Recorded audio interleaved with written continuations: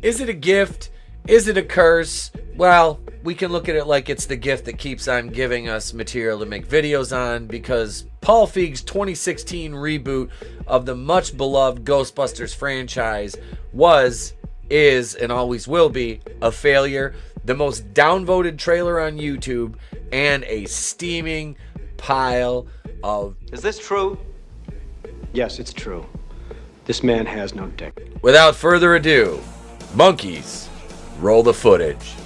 Hey, ladies, while y'all over there making out with that dirty piece of garbage? Shut up, bitch!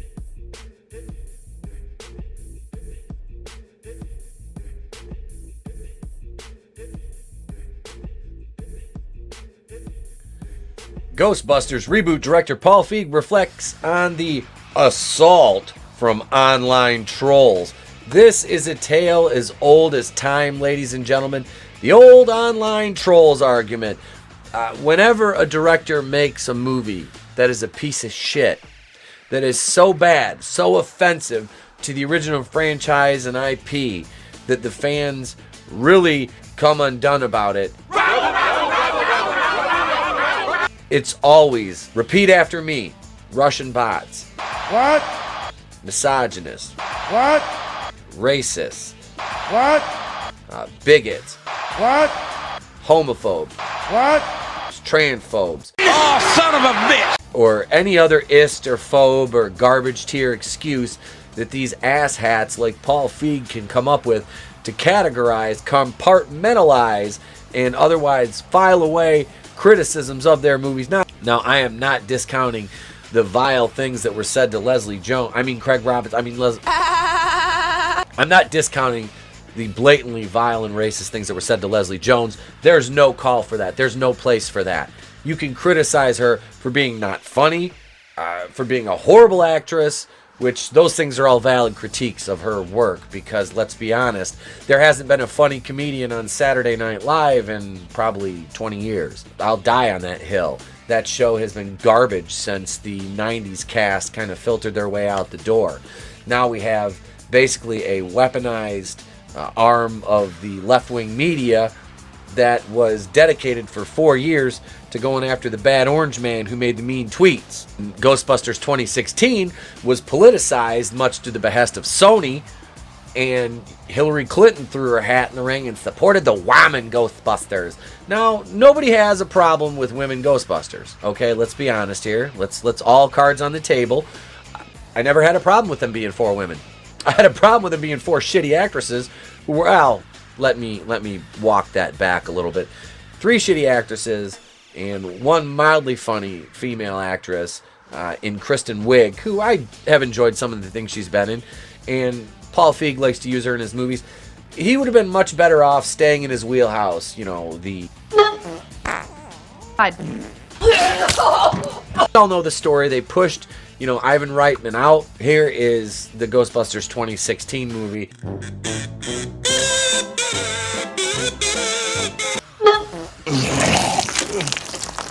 And Amy Pascal, the Sony leaks, all that shit came to light. And that movie was politicized. The trailer, like I said earlier, the most downvoted trailer on YouTube. And it'll probably always be that way, because it was a horrible trailer for a shit movie that made no sense. Nobody asked for it. Nobody wanted. He's out of line, but he's right. And with the release of Ghostbusters Afterlife, all of those criticisms of the people who were complaining about 2016 need to be checked. Because you called us misogynist, but everybody liked Ghostbusters Afterlife, and the critics were the ones that were panning it and maligning it. They're still trying to take up for the shit show that Paul Feig puked out into the cinemas back in the summer of 2016, which I pirated and I sailed the high seas and watched. What? I mean, on the advice of legal counsel, I watched Ghostbusters 2016 legally and paid full price to see it. I've seen that movie twice. Why? And I have to laugh when some people are like, ugh, I could never watch that movie. I'm just like, okay, so you'll sit there and you'll criticize it, but you won't watch it to see exactly what it is that's so bad for yourself. That's where I have a problem with a lot of people who will bash on things like this. like Captain Marvel. It wasn't made for him. It wasn't made for him. I sailed the high seas and watched Captain Marvel. Why are you the way that you are? The second night it was in the theater. I sailed the high seas, watched Captain Marvel, and it was miserable. It was a miserable movie. Is that like a personal attack or something? Or... Yup! And I watched it one or two more times since then. Once with my wife, because she wanted to see just how bad it was for herself. And then another time when I wrote my Is It Woke review, because I wanted to sit down and take very specific notes on it. Are you fucking high? Yup! This movie was just trash. I mean, the concept, the execution, the dialogue, a dance sequence. Chris Hemsworth was horrible. I mean, the only reason he was in the movie was for Kristen Wiig to lust after him. And what about all this averting the male gaze, but the female gaze and females lusting after, men is fine. But, it's sexist if it goes the other way, but if a woman does it, it's so funny. The hypocrisy there just makes me... You're a damn credit. All right, just get the hell out of here. I got a goddamn... It's hilarious, but like I said, this movie lost, about $200 million for Sony, and that's why Paul Feig will never be back over there to do another one of these, because stick to your rom-coms and your wheelhouse, Paul, because the action, adventure, sci-fi genre, you should never come near that again, ever, under any circumstances. Don't ever, okay? But let's look at this article a little bit over here, comicbook.com. This came out a couple days ago. I just wanted to talk about it. Countless classic films have been rebooted, revived, and reimagined over the years. Those are 3 words that are the death knell for anybody who's a fan. The end is nigh. The end is nigh. Run away. The end is nigh. Countless classic films have been rebooted, revived, and reimagined over the years. Those 3 words, rebooted, revived, and reimagined. Reimagining just means we're going to put modern identity politics into it, and all the white people will be bad. Kill Whitey! But almost as soon as it was announced, the 2016 reboot of Ghostbusters from director Paul Feig earned tremendous amounts of harassment directed at the cast and crew, with the filmmaker recently noting how it felt like he was back in grade school getting bullied. While the film was a moderate success, no, it wasn't. No, it was not a moderate success. Nothing about this film was successful. I think I can sum up the show for you with one word. Nothing. It lost $200 million. It wasn't any kind of success. You petard. The passionate attacks from trolls online against the mere concept of a revival mired it in controversy from the earliest stages of development, with last year's Ghostbusters Afterlife attempting to bring the franchise back to its roots by continuing the narrative of the first 2 films. Well, the first 2 films didn't have a narrative. They had a story arc. A narrative would indicate that there's some form of underlying propaganda behind there, as far as I can tell. There was definitely a narrative in the 2016 version, was that men bad, men stupid, women good. And that doesn't come from a place of misogyny. That comes from a place of truth. You show me a man in that movie who wasn't a complete retard. Oh, Ernie Hudson's character, right? I'll let you pontificate on why his character wasn't stupid or evil like the rest of the male characters. I mean, the villain of that movie was just basically what the leftist trolls on social media would call an infel, which is a hilarious word, because usually the people that call other people incel online, if you look at them, they're hideous, like absolutely hideous, or they hide behind an anime profile picture. So the term incel is, I'd never heard it before Captain Marvel came out, and I said, this movie looks like shit, and the actress is wooden, and I got called an incel, and I'm like, well, I'm married and I have a kid. So after I looked up the definition, I came back, I'm like, yeah, that doesn't describe me. Yes, it does. You're scared of strong women. I'm like, no, actually, I'm not. Anybody that knows me knows I'm married to a strong woman. I'm not afraid of strong women. When asked by The Hollywood Reporter what he learned from the experience of making the reboot, Feig explained that a lot of people have a lot of passionate opinions, and the internet allows them to directly express those opinions to you. It was a tense time in our nation's history. Okay, there's deflection. A tense time in our nation's history. You moron. We were in the middle of an election that was blown out of proportion by the media because Everybody loved Donald Trump 15 years ago on the left, and because he said he was a Republican, he was automatically a racist. And I'm a libertarian saying that.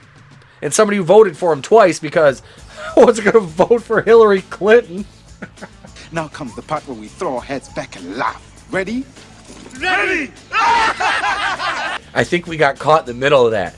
Hillary Clinton attached herself to your movie. That's what drew the ire of a lot of fans. After being expressly told by Sony, do not politicize this movie, you idiots politicized the movie. Had it been a few years earlier or later, I don't know if it would have hit like that. Nobody wanted to see what you did. People wanted Ghostbusters 3. They didn't want this garbage Ghostbusters Answer the Call. Nobody wanted that. Nobody wanted to see you bastardize this franchise, you piece of shit. You've got to do better. It was hard to absorb, and quite an assault. Listen to the wording. An assault. They're words. You bitch. They're words. Words are like bullets. Shut up, Paul. Shut up, bitch. And quite an assault for me because I'd always had such a lovely relationship with the internet. Well, that's because you hang on the side of the internet where all you have is sycophants in an echo chamber. It's easy to insulate yourself with yes men when you're in a position of power. It just took me back to grade school and bullies. Oh, now Paul Feig wants to play the victim again. Play the victim again 6 years later. Still the perpetual victim. This is an absolute trope of people like Paul Feig that align with his way of thinking, is to just consistently play the victim. Whenever you try to fire a salvo and it gets redirected back at you, oh, I'm a victim. I'm a victim. The bummer is all that we did was try to make a movie to make people laugh. Suddenly it became political and it escalated out of control. Your side politicized it, asshole. Your side. Nobody that disliked this movie was trying to politicize it. These are just excuses. These are boilerplate excuses that have been regurgitated by this moron and everybody else who was involved in this piece of shit for 6 years. Understandably, enduring that type of harassment, yeah, I'm using a lot of air quotes because this is a lot of bullshit, would surely be enough to make someone want to abandon the internet completely, with Feig noting the complicated connection he has with social media. He also made sure to point out, however, that the harassment he endured doesn't make him regret making the movie. Oh, what the fuck ever! After being asked if he considered deleting social media, the filmmaker confessed, constantly, but it's a necessary evil. I've got 2 million followers on Twitter. It's really hard to let go of that. Yes, there. That is an admission. That is an admission. I've got 2 million followers on Twitter. I guarantee you, 90% of those are people who just like that echo chamber and live in it, and he loves it because it all gets reverberated back at him. Yes, Queen, slay. When you work with studios, they want you to have that outreach, and I don't disagree. And I love that movie. By the way, I'll never be sorry I made it. I'm retarded. The 2016 reboot recently earned some attention due to the home video release of Ghostbusters Afterlife, including an Ultimate Collection, which only included Ghostbusters, Ghostbusters 2, and Afterlife on physical discs, though the reboot was included as a digital HD download. Feig and the other idiots they cried and whined and, oh, you didn't include. Nobody wanted that movie included in it. Nobody would pay for that shit. That's why if you go to the $5 bin or the $3 bin at any Walmart, Target, you see there's copies of that shit in there. Nobody bought it. The only people that bought it were weirdos that were like, oh my god, this is so progressive. And now you can't even complain and call the people who hated that movie misogynist, because I love Ghostbusters Afterlife. The main character is a female, and I think that young lady did an excellent job. I thought the whole cast was good. You know, and it tied into the original franchise, which is all we ever wanted. That's all we ever wanted. But those are my thoughts, folks. I'd like to thank all my channel members. You'll be thanked proper at the end of the video. Please opine in the comments section below. If you have not yet, subscribe to the channel. Right there it is. Also, don't forget to ding that bell for notifications. Share the video, not just for me, for your favorite other YouTubers as well. We really appreciate the interactions. Helps us fight those pesky algorithms. And that's it, gang. I'm Etepo Queen of The Place to Be Reviews. I've been here with all of yous. If I don't see you, have a great day, a pleasant tomorrow. I ain't scared of no ghosts. Ghostbuster 2016 is a piece of garbage. Disney Star Wars absolutely sucks. Jared Leto was a shit Joker. That's it.